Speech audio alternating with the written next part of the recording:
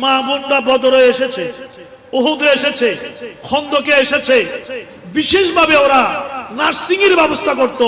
শুধু নার্সিং নয়, আল্লাহর পেয়ারা হাবিবের সময়ে খন্দকের যুদ্ধে একজন মা তরবারি হাতে নিয়ে যুদ্ধ করার জন্য প্রস্তুত ছিল এবং একজন কাফেরকে উনি কতল করেছেন।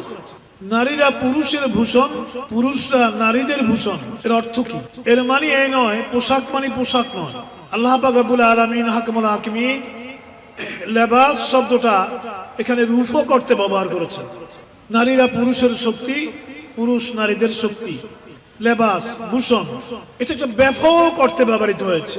সেটা হচ্ছে ব্যক্তি জীবনে, সমাজ জীবনে, পারিবারিক জীবনে, জাতীয় জীবনে, রাষ্ট্রীয় জীবনে পুরুষ এবং নারী ওরা এমন একটা আদর্শকে মেনে চলবে যে আদর্শ তারা উভয়ে হাতে হাত ধরে প্রতিষ্ঠা করবে এবং যে আদর্শের মাধ্যমে পুরুষদের অধিকার যেমন নিশ্চিত হবে ঠিক তেমনি নারীদের অধিকারও নিশ্চিত হবে। আমার মুহতারামা মা ও বোনেরা, পৃথিবীর জমিনে আল্লাহর পেয়ারা হাবিব রহমাতুল আলামিন শফিউল মুজনিবিন ইমামুল আম্বিয়া হুজুর মুহাম্মদুর রাসূলুল্লাহ সাল্লাল্লাহু আলাইহি ওয়াসাল্লামের আগমনের প্রিয় নবীর তশরীফাবলির আগে আমরা যদি বিশ্বময়, কেবল আরবের জাহিলিয়াত নয়, বিশ্বময় নারীদের যে করুণ অবস্থা ওটা যদি আমরা তুলে আনি তাহলে আজকের এই পরিবেশে থাকবে না। তখন নারীরা ছিল ভোগের সামগ্রী। এখনো বিশ্ব মানবতা, এই আধুনিক বিশ্ব যে সময়ে ওরা সভ্যতা নিয়ে গর্ব করছে, এখনো যে এটা থেকে আমাদের মা বোনরা মুক্ত হয়েছে এমনটি নয়। কিন্তু ইসলাম পরিপূর্ণভাবে ইসলাম কায়েম হওয়ার আগে আমরা যদি নারীদের বিষয়ে আলোচনা করি, আমরা দেখি ওদের কোনো অর্থনৈতিক অধিকার ছিল না, ওদের কোনো সামাজিক অধিকার ছিল না, ওদের কোনো পারিবারিক অধিকার ছিল না, ওদের কোনো রাষ্ট্রীয় স্বীকৃতি ছিল না, ওদের কোনো সোশ্যাল স্বীকৃতি ছিল না। একটা অমানবীয় জীবন যাপন ওরা করত। ইসলামই প্রথম ঘোষণা করেছে, ইসলামই নারীদের অধিকার এবং ওদের দায়িত্বের কথা পৃথিবীর জমিনে প্রথম উচ্চারণ করেছে। ওটা এমন একটা সমাজ ব্যবস্থা ছিল, একদিকে যেমন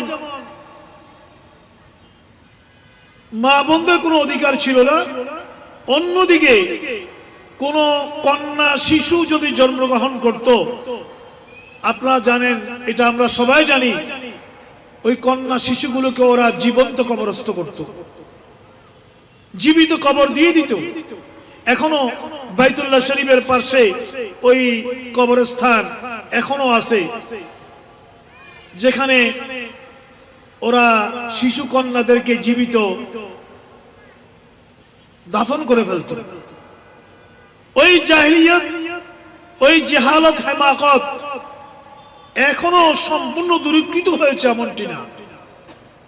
আমরা এখনো দেখি যে কোনো ঘরে যদি কন্যা শিশু জন্ম নেয়, শ্বশুর শাশুড়ি বা অনেকেই আমরা নাখুশ হয়ে যাই। যদি দ্বিতীয় ইস্যুতে আবারও কন্যা শিশু আসে, আরো বেশি নাখুশ হই। তৃতীয় যদি আসে, আরো বেশি নাখুশ হই। আমরা অনেক ক্ষেত্রে ওই শিশুর মাকে দায়ী করি। এই কুসংস্কার, কুচিন্তা এখনো আমাদের সমাজে আছে। কিন্তু ১৫০০ বছর আগে আল্লাহর পেয়ারা হাবিব রাহমাতুল আলামিন শফিউল মুজনিবিন ইমামুল আম্বিয়া মুহাম্মদুর রাসূলুল্লাহ সাল্লাল্লাহু আলাইহি ওয়াসাল্লাম ঘোষণা দিয়েছেন, কোন রাওয়ায়াতে বলেছেন, দুটা শিশু কন্যা যারা আছে, কোন রাবায়াতে বলেছেন তিনটা শিশু কন্যা যারা আছে এবং সে যদি তার এই কন্যা শিশুর তালিম তার তরবিয়তের দায়িত্ব নেয়, তাকে সার্বিকভাবে সহযোগিতা করে, বড় সড়ো করে এবং সঠিক জায়গায় পাত্রস্থ করে, আমার নবী এরশাদ ফরমাচ্ছেন, আমি ওই মায়ের জন্য, ওই পিতার জন্য আমি নবী নিজে জান্নাতের কফিল হয়ে গেলাম, জান্নাতের জিম্মাদার হয়ে গেলাম। সুবহানাল্লাহ। এরকম থিম, এরকম দর্শন, এরকম কথা, এরকম সমাজ নির্দেশনা পৃথিবীর জমিনে কেউ দিতে পারে নাই, দিয়েছেন একমাত্র মুহাম্মদুর রাসূলুল্লাহ সাল্লাল্লাহু আলাইহি ওয়াসাল্লাম। শুধু তাই নয়, আল্লাহ রাসূল নিজের কন্যা মা ফাতেমাকে এত ভালোবাসতেন, এটা সেই ভালোবাসাটা কেবল নিজে পিতা হিসেবে ভালোবাসতেন এমনটি নয়, বরঞ্চ তালিমান লিল উম্মাহ, উম্মতের তালিমের জন্য রাসূল নিজের কন্যা মা ফাতেমাকে ভালোবেসে আমাদেরকে শিক্ষা দিয়েছেন যে ওদেরকে কিভাবে ভালোবাসতে হবে। এমনকি আমরা দেখি সিরাতুন নবীর কিতাবের ভিতরে রাসূল যখন মা ফাতেমা আসতেন, আল্লাহ রাসূল মা ফাতেমা রাসূলের কন্যা হওয়া সত্ত্বেও আল্লাহর প্রিয় নবী মা ফাতেমার এহতেরামে, ওনার সম্মানে রাসূল নিজে দাঁড়িয়ে যেতেন। সুবহানাল্লাহ। এরকম শিক্ষার কোথায় আছে? আল্লাহর প্যারা হাবিব কোন জিহাদে যেতে, কোন সফরে যেতে, কোন ভ্রমণে যেতে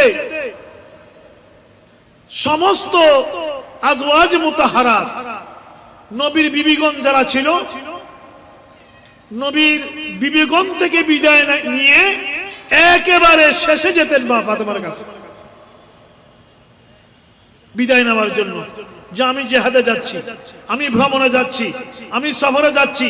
সমস্ত বিবিগণ থেকে রুখসত হয়ে বিদায় নিয়ে একেবারে শেষে মা ফাতেমা থেকে বিদায় নিতেন।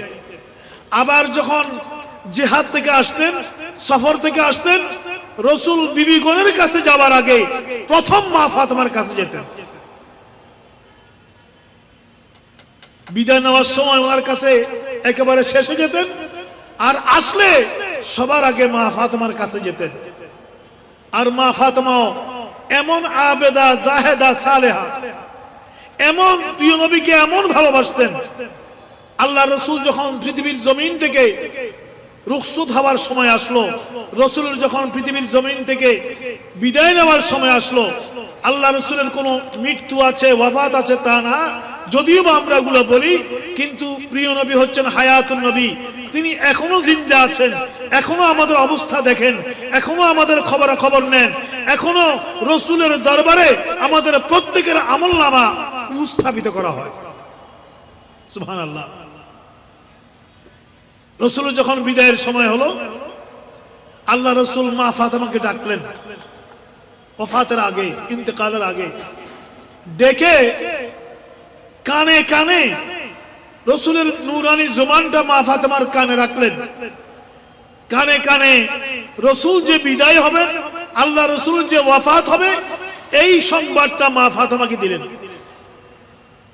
যে ফাতেমা, তোমার সাথে আমার শেষ দেখা, আমি, আমার আল্লাহ আমাকে দাওয়াত করেছে, আমি আল্লাহর সান্নিধ্যে চলে যাব। এটা শুনে মা ফাতেমা ভীষণ কান্নাকাটি শুরু করলেন। মা ফাতেমার রুনাজারি কান্নাকাটি দেখে রাসূল আবার ডাকলেন, ফাতেমা এদিকে আসো। রাসূল আবার মা ফাতেমার কানে জুবান মুবারক রেখে আবার কি বললেন, এটা বলার পরে কান্নারত মা ফাতেমা হেসে দিলেন, হাসতে লাগলেন। উম্মুল মুমিনিন হযরত মা আয়েশা সিদ্দিকা রাদিয়াল্লাহু আনহা এমন মহিয়সী, আল্লাহ রাসূলের যে বিবিগণ ছিল সবাই ছিল পবিত্রা, সবাই পবিত্র। আল্লাহ পাক রব্বুল আলামিন রাসূলের বিবিগণের পবিত্রতার প্রকাশে স্বয়ং আল্লাহ কুরআনুল কারীমে আয়াত নাযিল করেছেন। আজকে এশারের নামাজের সময় আমাদের মসজিদের ইমাম সাহেব কেবলা আল্লামা হাফেজ আহমদুল হক সাহেব এই আয়াতটাই তেলাওয়াত করেছেন। এই নবীদের বিবিগণ সম্পর্কে আয়াতটা দিয়েই এশার নামাজের প্রথম রাকাত আদায় করেছেন। আমার মনে হয় উনি হয়তো আজকের এই মহিলা মাহফিলকে মাথায় রেখেই সে আয়াতগুলি তেলাওয়াত করেছেন। সমস্ত বিবিগণ হলো আমাদের মা, উম্মাহাতুল মুমিনিন। কত বড় মর্যাদা! ওরা হচ্ছে আহলে বাইত। আল্লাহ পাক রব্বুল আলামিন কোরআনে ঘোষণা করেছেন যে ও নবীর বিবিগণ, আপনারা অন্য মহিলার মতো না। আপনাদের স্পেশালিটি, আপনাদের বিশেষত্ব, আপনাদের খুসুসিয়ত, আপনাদের বৈশিষ্ট্য, আপনাদের শান মান মর্যাদা মকাম, এটা অন্য দরজার মহিলার মতো নয়। আপনারা তো আমার নবীর ঘরের ঘরানা, নবীর আহলে বাইত। দেখুন আপনারা, আল্লাহর পেয়ারা হাবিবের এই যে বিবিগণ, এটা এক একজন বিবিকে নিয়ে এক একটা স্কুল, এক একটা প্রতিষ্ঠান। সবাই ছিল মুহাদ্দিস, এরা হাদিস বিদ ছিল। সবাই সবাই কোরআনুল কারীমের হাফেজা ছিল, সবাই হাদিস বিদ ছিল। আলহামদুলিল্লাহ, আমরা এমন একটা সময় এসে গেছি এখন, একটা সময়ে মেয়েদের লেখাপড়া নাজায়েজ বলা হতো, হারাম বলা হতো। আজ থেকে আমরা যখন ছোট ছিলাম তখনও শুনতাম ক্লাস 5-এ উঠলে, 6-এ উঠলে একটা মেয়েকে বিয়ে দিয়ে ফেলতে হতো। এখন মাদ্রাসার কামেলে মেয়েরা পড়ছে। এখন সেদিন আমি এই মাসে, গত মাসেই আমি 2-3টা হেফজখানা বার্ষিক সভায় আমি যোগদান করেছি। প্রত্যেকটি হেফজখানার থেকে দেখলাম 10-12 জন মেয়ে কোরআনুল কারীমের হাফেজা হয়ে বের হয়েছে। আলহামদুলিল্লাহ, এখন ওরা হাফেজা হচ্ছে, ওরা শরীয়তের ইলম অর্জন করছে। মেয়েরা ডাক্তার হচ্ছে, মেয়েরা ইঞ্জিনিয়ার হচ্ছে, মেয়েরা চুয়েটে বুয়েটে লেখাপড়া করছে, মেয়েরা অনার্স লেভেলে পড়ছে, মেয়েরা দেশ চালাচ্ছে। ইসলাম কোনোদিন এটা নিষেধ করে নাই। ইসলাম বলেছে যে তুমি ইসলাম মেনে, শরীয়তকে মেনে শালীন পোশাক পরে, পোশাকের ক্ষেত্রে, লেবাসের ক্ষেত্রে কেবল মেয়েদেরকে নয়, পুরুষদেরকে উগ্র এবং উচ্ছৃঙ্খল পোশাক পরতে নিষেধ করা হয়েছে। আমরা কেবল মেয়েদের বুরকার কথা বলি, মেয়েদের লেবাসের কথা বলি না, পুরুষও যেন তেন পোশাক পরিধান করতে পারবে না। পোশাকের ভিতরে শালীনতা আছে, পোশাকের ভিতরে ভদ্রতা আছে, পোশাকের ভিতরে মানবিকতা আছে, মানবতা আছে। এটা যেমন মেয়েদের জন্য আছে, তেমনি পুরুষদের জন্য আছে। উগ্র উচ্ছৃঙ্খল পোশাক পুরুষ পরিধান করবে, এটা কোনোদিন ইসলাম অ্যাডমিট করে নাই। নারীদের ক্ষেত্রে সেটা। উম্মুল মুমিনিন মা আয়েশা সিদ্দিকা, উনি সাহাবায়ে কেরামদেরকে হাদিস পড়াতেন। সেই উম্মুল মুমিনিন মা আয়েশা সিদ্দিকা জিজ্ঞেস করলো, ও ফাতেমা, আমি লক্ষ্য করলাম যে আল্লাহ রাসূল প্রথমে তোমার কানে কানে কি বলেছে, তুমি কান্না আরম্ভ করেছো। এরপরে দেখলাম আবার তোমাকে ডেকে কি বলেছে, তুমি হাসতেছো। বিষয়টা কি? বিষয়টা কি? কেন কান্নাও বা কেন, আবার হাসলাও বা কেন? হযরত মা ফাতেমাতুজ জোহরা রাদিয়াল্লাহু তাআলা আনহা, যিনি জান্নাতি নারীদের সরদার, জান্নাতি মহিলাদের সরদার, তিনি বলেন, আম্মা জান, রাসূল আমাকে পৃথিবী থেকে তার চলে যাবার সংবাদ যখন দিয়েছে, তার ওয়াফাতের সংবাদ দিয়েছে, আমি ফাতেমা সহ্য করতে পারিনি। আমি ওনাকে দেখা ছাড়া কি করে বাঁচবো? আমি চোখের পানি ধরে রাখতে পারিনি, আমি কান্নাকাটি করেছি।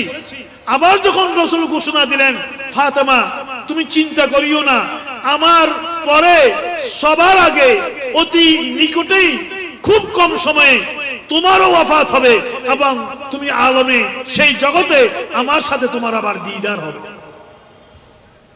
এ কথা শুনে আমি হেসে দিলাম, যে এই পৃথিবীতে নবী নাই সেখানে আমি থাকবো কেন? আমার ওয়াফাতও অতি তাড়াতাড়ি হবে রসুলের সাথে আমার মিলন হবে, দেখা হবে, সাক্ষাৎ হবে, এটা শুনে আমি খুশি হয়ে গেলাম। দেখা গেল যে আল্লাহ রসুলের ওয়াফাত শরীফের পরে 6 মাসের মধ্যেই মাত্র 25 বছর বয়সে মা ফাতেমার ইন্তেকাল হলো। মানুষের বয়স বেশি হওয়া এটা বড় কথা নয়। বয়স আমরা যতটুকুই পাই ওটাকে সফল করা, ওটার উপরে আল্লাহর রেজামন্দি, আল্লাহর সন্তুষ্টি বিধান করা, এটা হচ্ছে সবচেয়ে বড় কথা। 100 বছর বাঁচলাম কিন্তু আল্লাহ পাক আমার এই বয়সের উপরে খুশি না। কেউ 20 বছর বাঁচলো কিন্তু আল্লাহ খুশি, সেটা হলো বড় কথা। মা বোনরা কি ওলিয়ে হতে পারে না? পারে। আপনাদের ঘরোয়া যে কাজ আছে, পারিবারিক যে কাজ আছে, পরিবারে আপনাদেরকে স্বামীকে দেখতে হয়, সন্তানকে দেখতে হয়, হালওয়ায়ালকে দেখতে হয়, পাকশাক করতে হয়, একটা পরিবারকে সামলানো এটা চারটিখানি কথা নয়, করতে হয়। আমরা রমাদান শরীফে দেখি, আমাদের মাদেরকেও দেখেছি, সবখানে দেখি যে আমরা তারাবির নামাজ পড়ে ঘরে চলে আসি, কিভাবে তাড়াতাড়ি ঘুমাবো, কিন্তু দেখি আমাদের মারা, আমাদের স্ত্রীরা, ওরা সারা রাত কিচেন রুমে আছে, ওরা ঘুমায় না রাত্রে। কিভাবে আমাদের জন্য সাহারি তৈরি করবে? এর আগে সারাদিন রোজা রেখে ইফতারের ব্যবস্থা, এরপরে আবার ঘরওয়ালা সবাই কিভাবে সাহারি করবে, ওটা নিয়ে রাত কেটে যায়। আবার দেখি এর মাঝে আবার তাহাজ্জুদের নামাজ, সবকিছু ফজরের নামাজ পড়ে ওরা ঘুমায়। এই যে পরিবার সামলানো, এই যে একটা পারিবারিক কাজ, এগুলো সব নামাজের মধ্যে দাখিল, এগুলো ইবাদতের মধ্যে দাখিল, এগুলো ইবাদতের বাইরে নয়। ইসলামে ইবাদতের বাইরে কিছু নাই। আল্লাহ এবং রাসূলকে রাজি করার জন্য যদি হয় তাহলে সবকিছু ইবাদত। এই জন্য সবচেয়ে মূল্যবান মুনাজাত, একেবারে সংক্ষিপ্ত মুনাজাত। আল্লাহর কাছে বেশি কথা বলতে হয় না। আল্লাহ পাক যেই মুনাজাতটাকে সারমর্ম মুনাজাত করেছেন সেটা একেবারে ছোট। সেটা কি? রব্বানা আতেনা ফিদ দুনিয়া হাসানা ওয়া ফিল আখিরাতি হাসানা ওয়া কিনা আযাবান নার। সব এসে গেছে। আপনি যা চাইবেন, এটা কি চাইতে হবে আপনাকে, আল্লাহ পাক সেটা এই ছোট্ট মুনাজাতের মধ্য দিয়ে সব চাওয়া পাওয়া ভরপুর করে দিয়েছে। অর্থ কি? রব্বানা, হে আমাদের রব, আতেনা, আমাকে দাও, ফিদ দুনিয়া হাসানা, দুনিয়ার শান্তি, হাসানা মানে প্রশান্তি, হাসানা মানে সৌন্দর্য, হাসানা মানে শান্তি। এর ভিতরে এই পৃথিবীর, এই দুনিয়ার যত শান্তি প্রশান্তি, যত কিছু আমাদের লাগে সব কিছু হাসানার মধ্যে আছে। আমার বাড়ি লাগে, হাসানার মধ্যে আছে। আমার সন্তান লাগে, হাসানার মধ্যে আছে। আমার টাকা পয়সা লাগে, বৈধ পথে আয়, সেটা আছে। সবকিছু কি নাই? দুনিয়ার সৌন্দর্য, দুনিয়ার শান্তি, রব্বানা আতানা ফিদ দুনিয়া হাসানা, এটার ভিতরে আছে। ওয়া ফিল আখিরাতি হাসানা, আল্লাহ তুমি আমাকে কিয়ামতের ময়দানের হাসানা দাও। ওটা হলো আল্লাহর রেজামন্দি, আল্লাহর সন্তুষ্টি, নবীর সন্তুষ্টি। আর কি? ওয়া কিনা আযাবান নার, আল্লাহ তুমি জাহান্নামের আগুন থেকে আমাকে রক্ষা করো। আর কিছু লাগে? আপনারা কি বলেন? আর কিছু লাগে? আর কিছুই লাগে না। এই ছোট্ট মুনাজাত, এটার ল্যাঙ্গুয়েজ কিভাবে আল্লাহকে বলতে হবে, এটা আল্লাহ পাক রব্বুল আলামিন আমাদেরকে শিক্ষা দিয়ে দিয়েছেন। অতএব আন্তরিকভাবে এটা যখন বলবেন, দেখবেন আপনার পারিবারিক জীবনে শান্তি আসবে, আপনার সামাজিক জীবনে শান্তি আসবে। সবকিছু, ছেলে মেয়ে কি করছে না করছে, সমস্ত কিছু, এমন কোন দুনিয়াবি এবং উখরবি বিষয়বস্তু নাই যেটি এই মুনাজাতের ভিতরে নাই। সবকিছু এখানে আছে। তাই আমার মুহতারাম ও কারাম মা ও বোনেরা, আমি আর কথা লম্বচড়া না করে আপনাদের খেদমতে অনুরোধ রাখবো, আমাদের এই আঞ্জুমানে খুদ্দামুল মুসলিমিন বাংলাদেশ এটা একটা আন্দোলন, এটা একটা সামাজিক আন্দোলন। বাংলাদেশের 18 কোটি মানুষের ভিতরে 3 ভাগ করলে 1 ভাগ শিশু কিশোর, আর 1 ভাগ পুরুষ, আর 1 ভাগ নারী, কিছু কম বেশ হতে পারে। আমার শেষে এই কথাগুলো লক্ষ্য করবেন।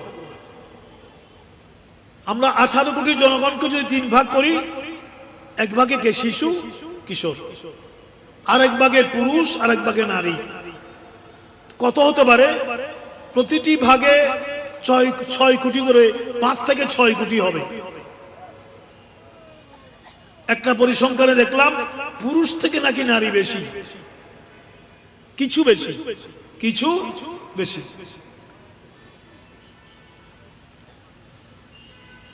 তো ধরলাম আমরা বাংলাদেশে 6 কোটি মা বোন আছে। এই দেশটাকে যদি কোরআন সুন্নাহর আলো দিয়ে আলোকিত করতে হয় এবং বাকি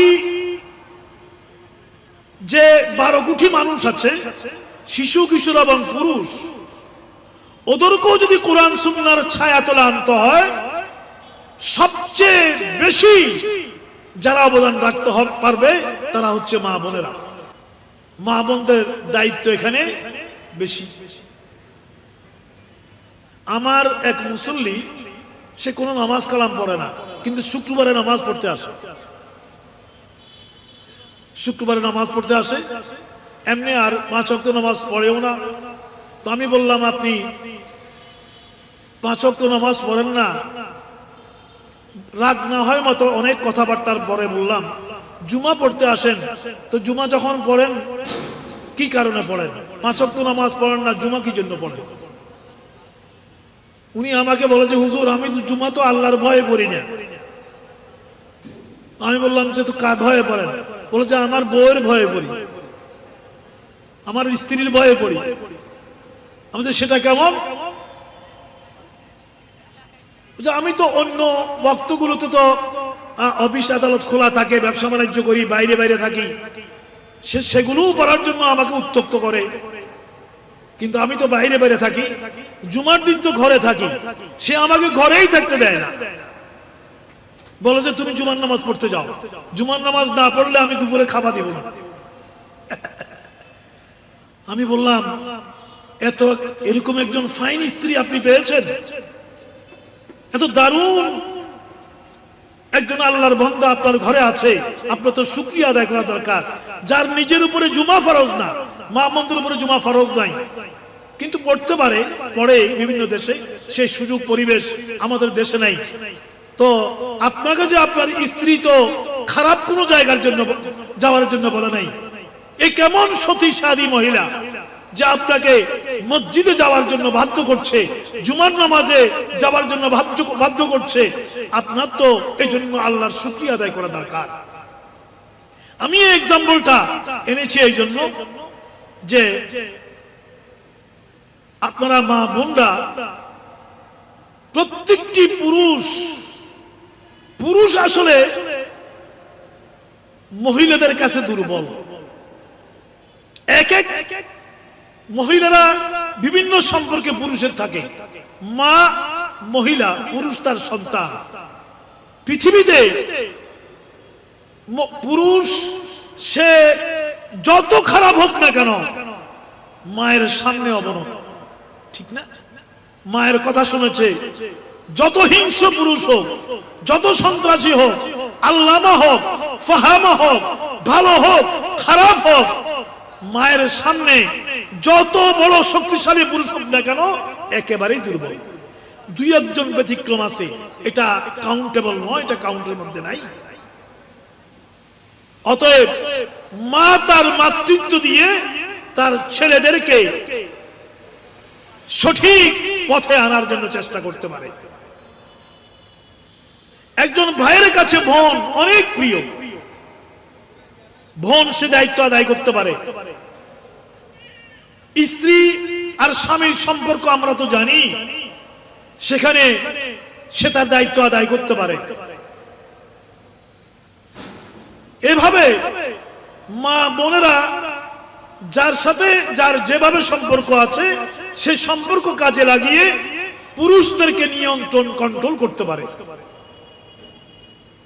আমরা এও জানি যে কোনো সফল পুরুষের সফলতার পিছনে কোনো না কোনো নারীর উৎসাহ আছে। তিনি রাষ্ট্রপ্রধান হন, তিনি প্রধানমন্ত্রী হন, তিনি বড় আল্লামা হন, তিনি বড় ফাহামা হন। আমরা আলেম হিসাবে অত বড় আলেম নই, মানুষেরা বড় আলেম বলে, বড় মুহাদ্দিস বলে, প্রিন্সিপাল বলে, ওয়াইজ বলে। আমরা যে এতটুকু এসেছি, আমি যে এতটুকু এসেছি, আমার এটার পেছনে আমার মায়ের অবদান 100 বার। অতএব আপনারা মা জাতি এবং যাদের সম্পর্কে ইসলাম বলেছে পুরুষদেরকে, কন্যা শিশুকেও এবং পুরুষকেও, যে মায়ের পদতলে তোমার জান্নাত। সুবহানাল্লাহ বিহামদি। এত চমৎকার কথা কে বলতে পারবে? বলেছেন মুহাম্মদুর রাসূলুল্লাহ সাল্লাল্লাহু আলাইহি ওয়াসাল্লাম। শুধু বলেছেন তা নয়, রাসূল তার জীবনে সেটা দেখিয়ে দিয়েছেন।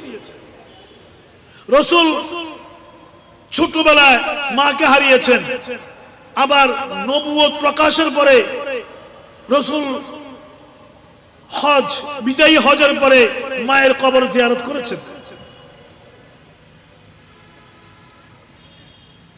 যিনি রাসূলকে লালন পালন করেছেন ধাত্রী, সে সময় ধাত্রী নিয়ম ছিল। আপনার নাম শুনছেন হযরত হালিমাতুস সাদিয়া রাদিয়াল্লাহু তাআলা, জান্নাতুল বাকিতে যার কবর শরীফ। ওনার বাড়িতে আমরা গিয়েছি, মা হালিমার বাড়িতে আমরা গিয়েছি, মিলাদ কিয়াম, দোয়া মুনাজাত করেছি। দুগ্ধপোষ্য মা, আপন মা নয়, ওই মায়ের বুকের দুধ রাসূল খেয়েছেন। দুগ্ধপোষ্য মা, সেখানেও রাসূল বসা, সাহাবায়ে কেরামরা আছে। হঠাৎ সেই দুগ্ধপোষ্য মা আল্লাহ রাসূলকে দেখতে আসলেন। রাসূল তখন নবুয়ত রিসালাতের ঘোষণা দিয়েছেন। আল্লাহর পেয়ারা হাবিব নিজের গায়ের চাদরটা নিয়ে মাটিতে বিছিয়ে দিলেন রাসূলের দুধ মায়ের বসার জন্য, আর নিজে বিনীতভাবে দাঁড়িয়ে থাকলেন। সাহাবায়ে কেরামরা বলল, ইয়া রাসূলুল্লাহ, আপনার যে চাদরের উপরে জিবরিল বসবে না? একজন মহিষা মহিলা, যার জন্য আপনার কাঁধের চাদরটা আপনি মাটিতে বিছিয়ে দিয়ে আপনি দাঁড়িয়ে আছেন বিনীতভাবে, ইনি কে? আল্লাহ রাসূল বললেন, আমি তো আমার মাকে সম্পূর্ণ পাই নাই, কিছুদিন পেয়েছি। যার বুকের দুধ খেয়ে আমি বড়সড় হয়েছি, ইনিই তো আমার সেই দুধ মা হযরতে হালিমাতুস সাদিয়া। আমি তাকে এহতেরাম করে, তাকে সম্মান দিয়ে বিশ্ব মানবতাকে আমি দেখিয়েছি কিভাবে মায়ের খেদমত করতে হবে। এটা তালিম লিল উম্মাহ। অতএব আমাদের এই দরসুল কোরআন মাহফিলের এই আয়োজনটা একটু ভিন্ন ধরনের। আমরা এটা করতে গিয়ে আমাদেরকে অনেক সমালোচনার সম্মুখীন হতে হয়। আমরা আলেমরা, আমাদের উপরও মা বোনদের এত বিশ্বাস। আমি একটা মসজিদের খতিব, আপনারা জানেন অনেকে, আগ্রাবাদ সিরিয়া আবাসিক এলাকা মসজিদের খতিব। মা বোনরা আমাদের সাথে এমন অনেক বিষয় আলোচনা করে, এমন অনেক মাসলা মাসাইল ওরা ফোন করে, এখন তো সুবিধা, জেনে নেয়, যেটা তারা তাদের স্বামীর সাথেও করতে পারে না। এবং অনেক মা বোন আমাদেরকে বলে যে হুজুর, আমার হাজবেন্ড এভাবে চলে, এভাবে চলে, এভাবে চলে, সে নামাজ পড়ে না। অনেকে বলে আমার হাজবেন্ড মদ খায়, শরাব খায়, সে খারাপ পথে চলে, আপনাকে অনেক ভালোবাসে হুজুর, আপনাকে সে অনেক ভালোবাসে, আপনার কাছে অনুরোধ, আমার স্বামীটাকে আপনি একটু সহি পথে তাকে আপনি হেদায়েত করবেন। এরকম অনেক মা বোনরা আমাদের উপর সে আস্থা বিশ্বাস রেখে আমাদের কাছে এরকম অনেক রকমের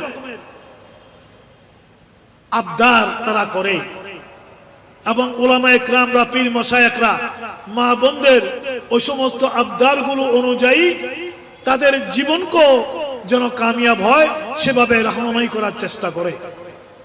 অতএব আপনাদেরকে বলবো, আজকে এই যে সামাজিক আন্দোলন, আমরা এই যে আগামীকাল দরসুল কোরআন মাহফিলের মূল দিন, আমরা সারা বাংলাদেশের মধ্যে একটা কোরআন সুন্নাহ ভিত্তিক সমাজ রাষ্ট্র কায়েমের আন্দোলন করছি। আমার কথা শেষ। কোরআন সুন্নাহ ভিত্তিক একটা সমাজ অবকাঠামো, সমাজ রাষ্ট্র প্রতিষ্ঠার আমরা আন্দোলন করছি। আমরা দেখি মা বোনরা বদরে এসেছে, উহুদে এসেছে, খন্দকে এসেছে। বিশেষভাবে ওরা নার্সিং এর ব্যবস্থা করত। শুধু নার্সিং নয়, আল্লাহর পেয়ারা হাবিবের সময় খন্দকের যুদ্ধে একজন মা তরবারি হাতে নিয়ে যুদ্ধ করার জন্য প্রস্তুত ছিল এবং একজন কাফেরকে উনি কতল করেছেন। ইসলাম প্রতিষ্ঠায় মা বোনদের সে অবদান চির অক্ষয়, চির অব্যয় হয়ে আছে, থাকবে কিয়ামত পর্যন্ত। আপনাদের কাছে আমাদের আবেদন থাকবে, আগামীকাল আপনাদের সাথে রিলেটেড সমস্ত ভাইদেরকে, আপনাদের স্বামী, আপনাদের সন্তান, আপনাদের ভাই, আপনাদের আপনজনদেরকে আগামীকাল আপনারা মাহফিলে আসতে বাধ্য করবেন। একইভাবে আগামীতে আপনারা মা বোনদের ভিতরে তাবলীগের কাজ করবেন, দ্বীন প্রচারের কাজ করবেন। আমাদের এই আন্দোলনের বিভিন্ন আঙ্গিক আছে, আমরা যাব আপনাদের কাছে, যেন আমাদের এই সুন্নিয়ত, এই আহলে সুন্নাত ওয়াল জামাতের আন্দোলনটা মা বোনদের কাছে যেন অতি দ্রুত ছড়িয়ে পড়ে, সম্প্রসারণ হয়। তার জন্য আপনাদেরকে অবদান রাখতে হবে। অনেক মা বোনরা আজকে এখানে এসেছেন, আরো হাজার হাজার মা বোনরা আসতে না পারলেও লাইভে শুনছেন। যিনি এখানে দেশে বিদেশে যেখান থেকে শুনছেন, আমি আপনাদের কাছে আবদার রাখবো, বিনীত অনুরোধ রাখবো, ব্যাপক মা বোনদের মাঝে, নারীদের মাঝে, মহিলাদের মাঝে আমাদের এই আন্দোলনের আওয়াজ আপনারা পৌঁছিয়ে দিবেন। আমি আমার বক্তব্যের একেবারে শেষে এসে এই বিনীত অনুরোধ আপনাদের সামনে রাখছি। আল্লাহ পাক রব্বুল আলামিন আহকামুল হাকিমিন আপনাদের সবাইকে মা আয়েশা সিদ্দিকার উসিলায়, মা ফাতেমাতুজ জোহরার উসিলায়, উম্মাহাতুল মুমিনিনের উসিলায়, যুগে যুগে কালে কালে যে সমস্ত মা বোনেরা দ্বীন প্রতিষ্ঠায় অবদান রেখে গেছে, সবার উসিলায় আপনাদেরকেও দ্বীনের সেবিকা হিসেবে আপনাদের এই খিদমতকে আল্লাহ পাক কবুল করে নিক। আমিন।